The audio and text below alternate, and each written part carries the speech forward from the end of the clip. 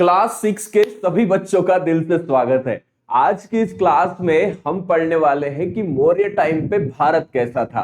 और आज की इस क्लास के अंदर हमें वो सारी चीजें पता चलेगी जो हमने लास्ट क्लास में पढ़ी है कि मौर्य पीरियड कैसे हुआ करता था, मौर्य पीरियड के टाइम पे लोग कैसे रहा करते थे, और साथ ही साथ इन सभी बातों को डिटेल में समझेंगे। कुछ वॉर्स की इंफॉर्मेशन लेंगे और इन सब चीजों से हम देखेंगे कि मौर्य टाइम कैसा था। तो चलिए शुरू करते हैं इस क्लास को। तो देखिए यहां पे सबसे पहली बात जो आती है कि मौर्य साम्राज्य की स्थापना होने का सबसे बड़ा जो कारण है वो है कि हमारे भारत पे ग्रीक एम्परर जो था अलेक्जेंडर द ग्रेट, इसका आक्रमण हो गया था। इन्वेजन को क्या बोलते हैं? आक्रमण। इसका आक्रमण हुआ। यहां पे मौर्य एम्पायर की पूरी सारी चीजें, कैसे लोग रहते थे, कौन इनके राजा थे, ये सारी चीजें हमें डिटेल में पता चलेगी। अब हम जानते हैं कि यहां पे एक डू यू नो वाला सेक्शन दिया है। 6th सेंचुरी की बात है। किंग जिसका नाम था साइरस, उसने इस्टेब्लिश किया वास्ट एम्पायर उसका ईरान के अंदर। This empire extended from north west India.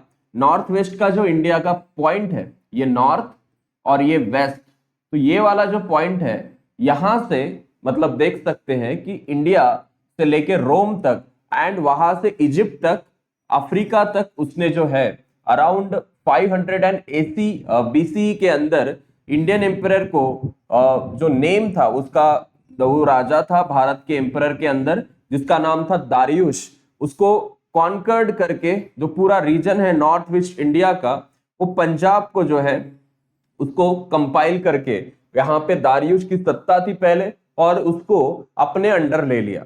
दारियुश has recruited some soldiers from this area into the army. Darius ने इसी एरिया से बहुत से लोग अपने आर्मी में शामिल किए थे। We learn about this from the writings of Greek historian. और इन सब चीजों के बारे में हमें ग्रीक हिस्टोरियंस के राइटिंग से पता चलता है। अब देखिए पॉलिटिकल रिलेशनशिप कैसी थी इंडिया और ईरान के बीच में। ये तब तैयार हुई जब यहाँ पे एम्परर दारियुश जो है था उसका राज्य चल रहा था।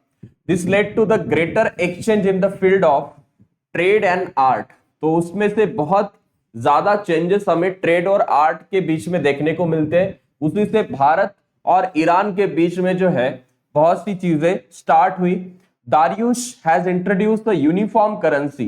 दारियुश ने यूनिफॉर्म करेंसी मतलब सबके लिए जो है सेम करेंसी जो है शुरू की। उसको उसने नाम दिया था दारिक। ओके, उस करेंसी का नाम क्या था? दारिक। बहुत से पार्ट्स के अंदर मतलब in all parts of his empire यही करेंसी चलती थी जिसका नाम था daric. This made the trading easier. इससे क्या हुआ कि ट्रेड करना बहुत इजी हो गया। द कैपिटल सिटी जो थी Persepolis was built during his rain. Persepolis नाम की जो सिटी है ईरान के अंदर, उसका डेवलपमेंट और सारी चीजें इसी दारियुश के टाइम पे हुई थी। और ये दारिक नाम का कॉइन कैसे दिखता था, ये करेंसी तो आप यहाँ पे देख सकते हो। अब है द ग्रीक एम्परर और the Alexander's invasion. Emperor of the Greek और अलेक्जेंडर का इन्वेजन भारत के ऊपर कैसे हुआ।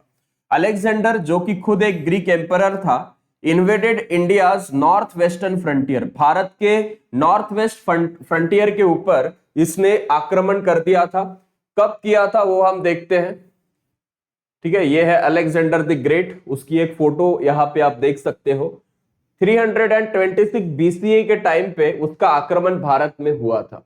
अब ये जो आक्रमण हुआ है इसने क्रॉसिंग द इंडस, जो सिंधु नाम की नदी है, इसको इंग्लिश में जो हम इंडस बोलते हैं, उस रिवर को क्रॉस करके ही reach the Takshashila.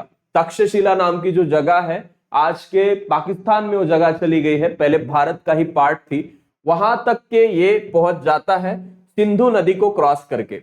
On the way उसको कौन मिलता है? फोर्सफुल अपोजिशन मिलता है। जो भी लोकल किंग्स थे उस टाइम के, उस जगह पे रहने वाले राजा थे, उससे बहुत बड़ी चुनौती मिलती है, लेकिन वो सबको हरा देता है। He defeated all and successfully reach the Punjab. उनको हराकर ये पंजाब में पहुंच जाता है।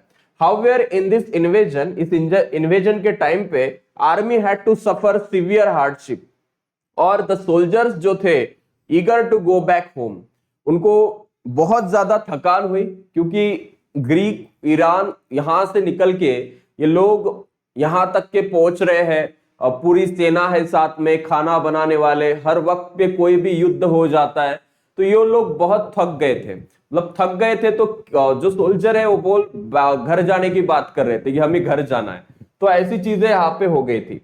तो they rebelled against the Alexander and was forced to turn back.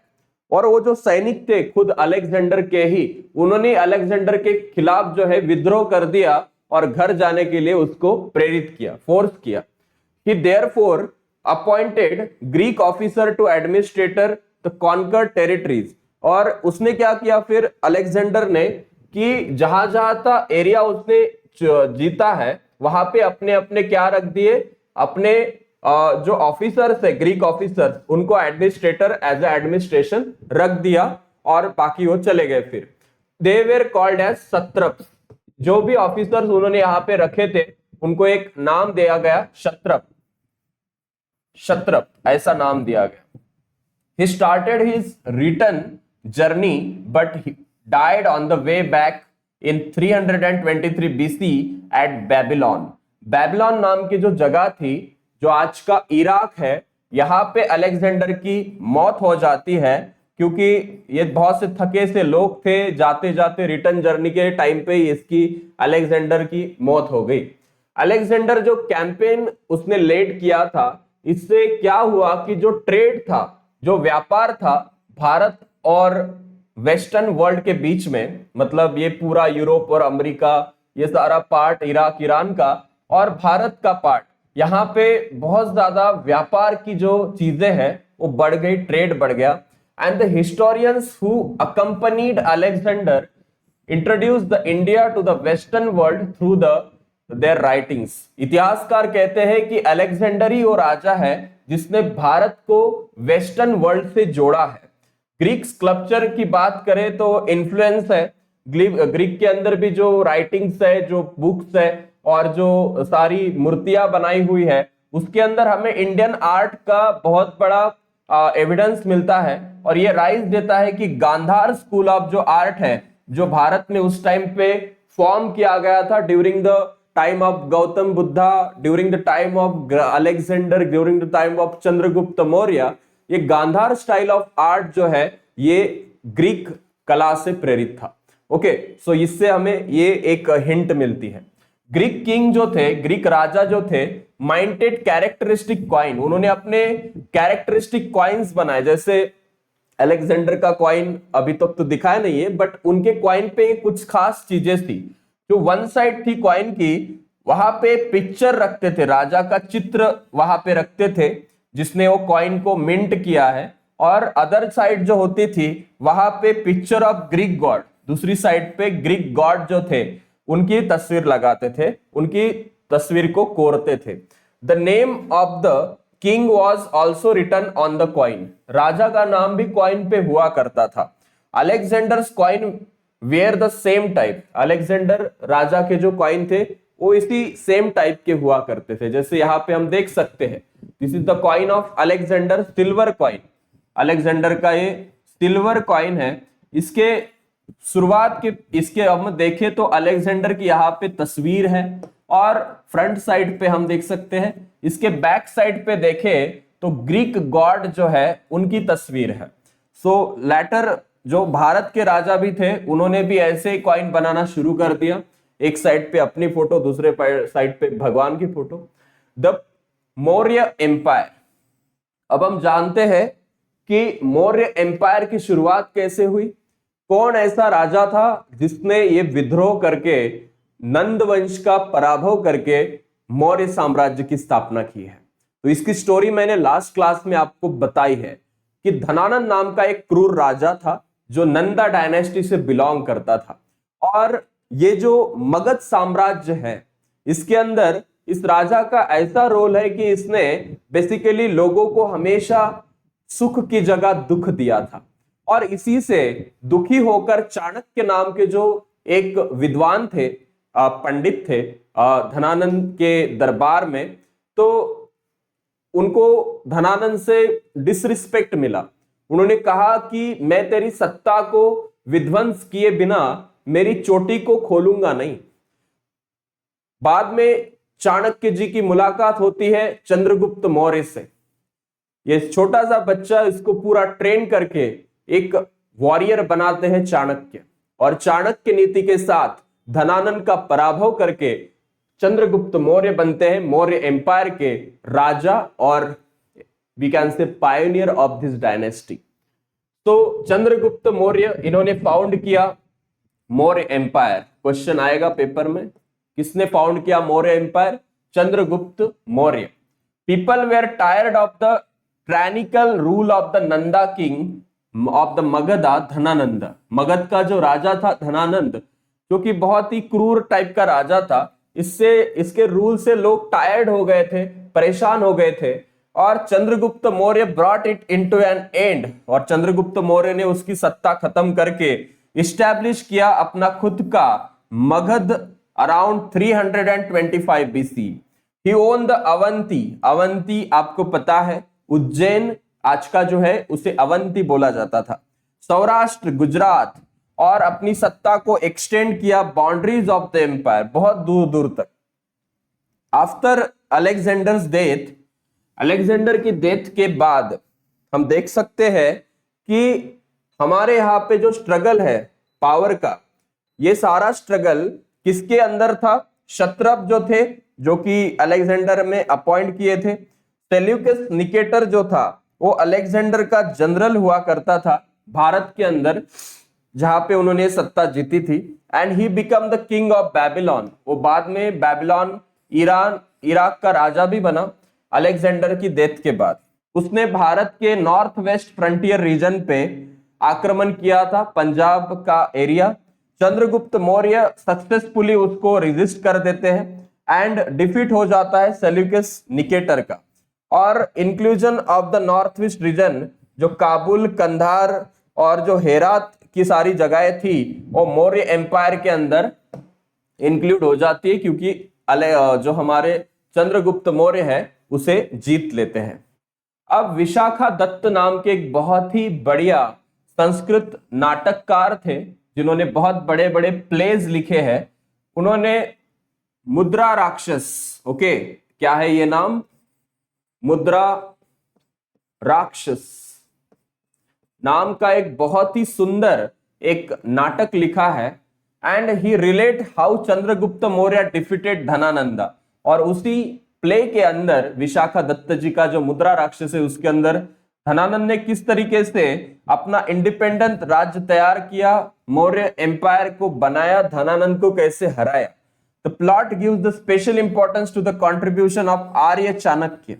और इसी के अंदर हमें चाणक्य जी के बारे में, जिनको कौटिल्य भी बोला जाता है, उनके बारे में इंफॉर्मेशन मिलती है कि कैसे चंद्रगुप्त मौर्य को डेवलप करने में उनका हाथ है। मेगास्थेनिस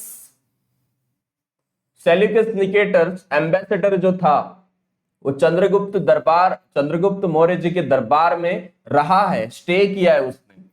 और उसका जो बुक है मेगास्थेनिस का, जिसका नाम है इंडिका, ये बहुत ही इंपॉर्टेंट सोर्स है हमारे लिए हिस्ट्री का, अगर हमें मौर्य पीरियड के बारे में जानना है तो मौर्य पीरियड के बारे में बहुत ही बढ़िया इंफॉर्मेशन मेगास्थेनिस के इंडिका नाम के बुक के अंदर हमें देखने को मिलती है।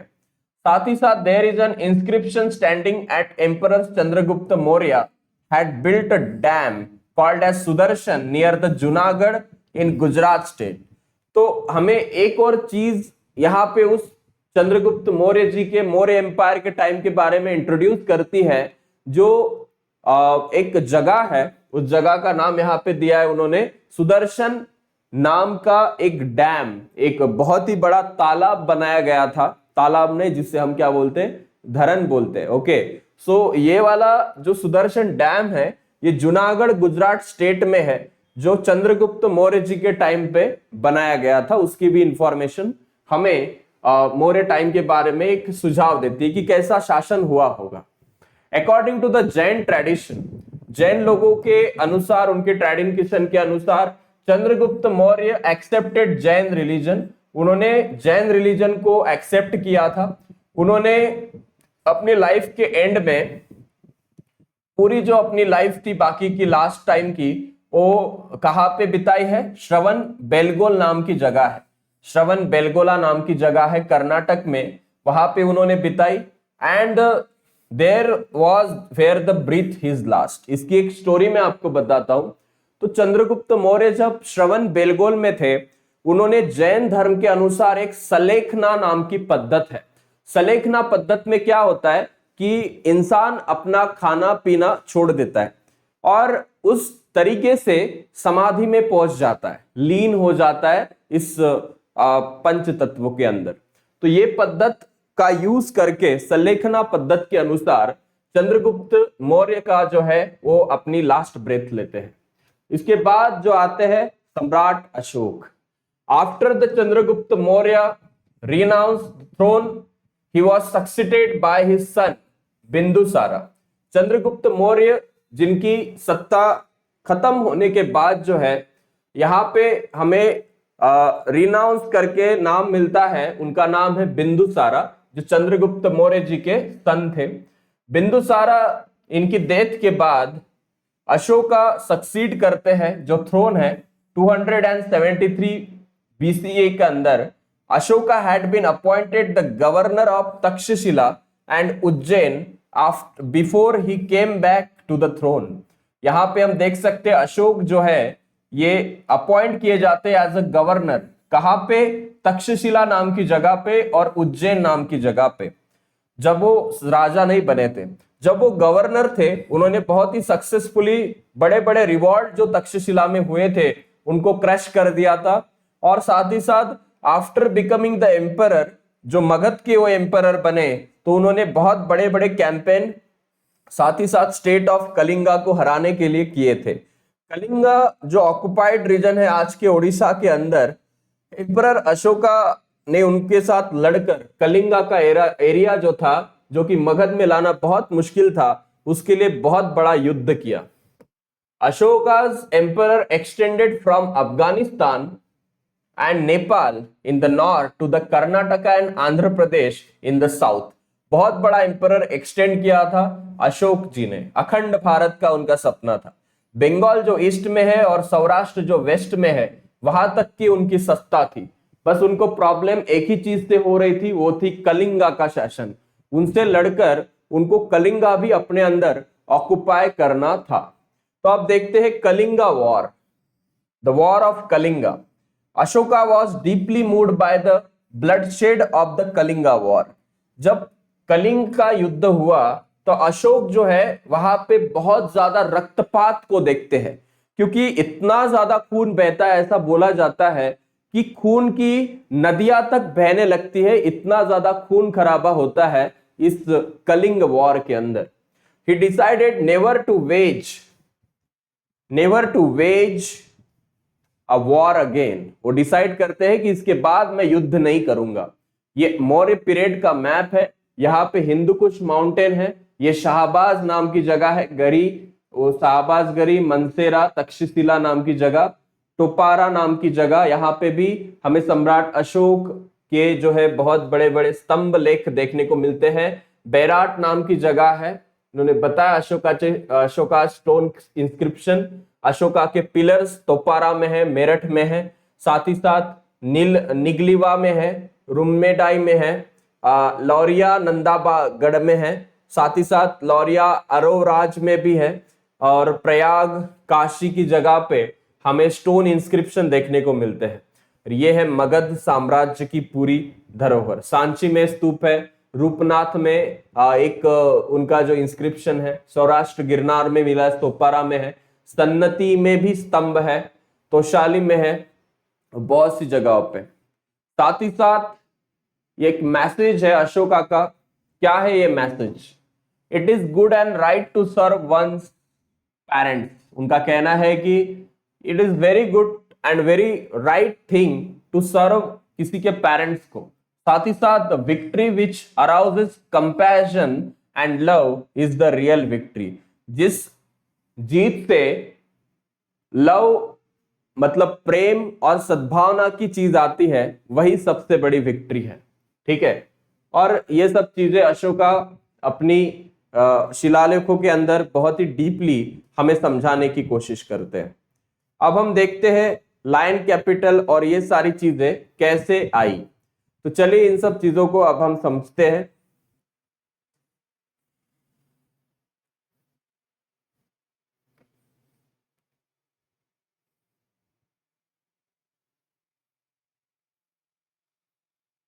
He came to believe that, Ashok जी का जो कहना है कि हमेशा सत्य की राह पे चलना चाहिए, ट्रुथ की, नॉन वायलेंस, ये सारी चीजें, अहिंसा के मार्ग पे चलना चाहिए, कंपैशन के मार्ग पे चलना चाहिए, साथ ही साथ फॉरगिवनेस हमारे अंदर होनी चाहिए, किसी को भी माफ करने की भावना हमारे अंदर होनी चाहिए, सबके प्रति प्रेम होना चाहिए, कंपैशन होना चाहिए। Ashoka wanted to spread this teaching, वो अपनी ये सारी सीखों को कॉमन लोगों तक पहुंचाना चाहते थे, और जो कि बुद्धिज्म से काफी प्रेरित थी। और अशोक जी ने भी जो है बुद्धिज्म को स्वीकार किया था। अपने पिलर एडिक्ट्स और स्टोन इंस्क्रिप्शन के ऊपर उन्होंने ये सारी चीजें जो है उनके टाइम पे एनग्रेव की है। ब्राह्मी लिपि, जो ब्राह्मी स्क्रिप्ट है, उसके अंदर इन्होंने सारी चीजें अपने शिलालेखों के अंदर, इंस्क्रिप्शन के अंदर लिखी है।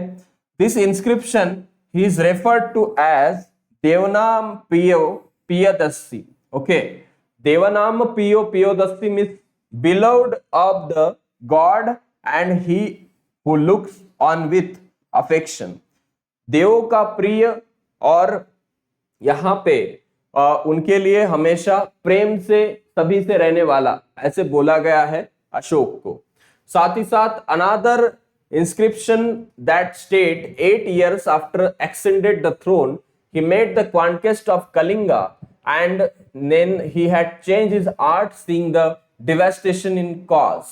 तो जब इनकी लड़ाई हुई सत्ता में आने के बाद कुछ 8 सालों के बाद कलिंग कॉन्क्वेस्ट में, तो उनका हृदय परिवर्तन हुआ और उन्होंने डिवास्टेशन को, जो है ये सारी रक्तपात वाली चीजों को छोड़ दिया। इंस्क्रिप्शन ऑफ एम्परर अशोका, जो दिल्ली टोपाड नाम की जगह पे है, दिल्ली टोपड़ा, तो यहाँ पे उन्होंने स्ट्रिक्ट रेस्ट्रिक्शन दिए हैं कि कभी भी बैट्स की हंटिंग नहीं करनी चाहिए, मंकी की हंटिंग नहीं करनी चाहिए, राइनोसोरस की हंटिंग नहीं करनी चाहिए, और फॉरेस्ट के अंदर कभी भी आग लगानी नहीं चाहिए। और ऐसे हंटिंग जो करते हैं, फॉरेस्ट में आग लगा के इन सारी जानवरों की जो हत्या होती है, ये अहिंसा है। ये क्या है? हिंसा है, नॉट अहिंसा। ये एम्परर अशोका की तस्वीर है जब वो बुद्धिज्म के अंदर पूरी तरह अपने आप को झोंक देते हैं।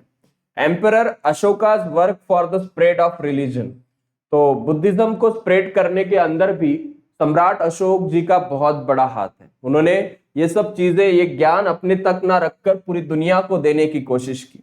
अशोका हैड एम्ब्रेस बुद्धिज्म, उन्होंने बुद्धिज्म को एम्ब्रेस किया।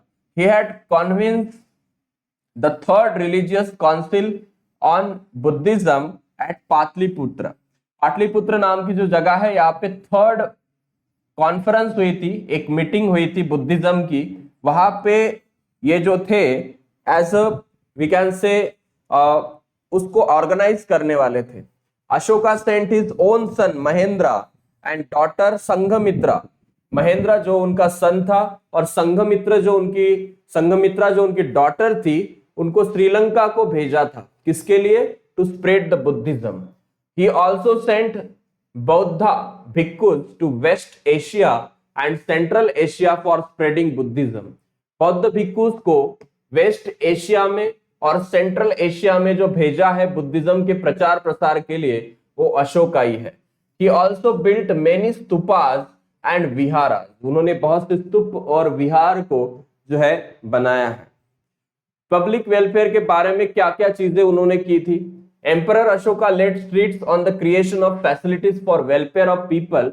For example, he made provision for the free medicine and medical treatment for people as well as for animal. He built many roads and planted trees to shade the both side of the road. He dug wells and built धर्मशाला। क्या क्या बनाया लोगों के welfare के लिए अशोका जी ने? तो उन्होंने लोगों के लिए मेडिसिन की व्यवस्था की, मेडिसिनल ट्रीटमेंट की व्यवस्था की, साथ ही साथ एनिमल्स के लिए भी वो चीज की। उसी के साथ उन्होंने रोड के ऊपर साइड में प्लांटेशन ऑफ ट्री जो है, शेड जो है, ऐसी चीजें बनाई ताकि लोग विश्राम कर सके।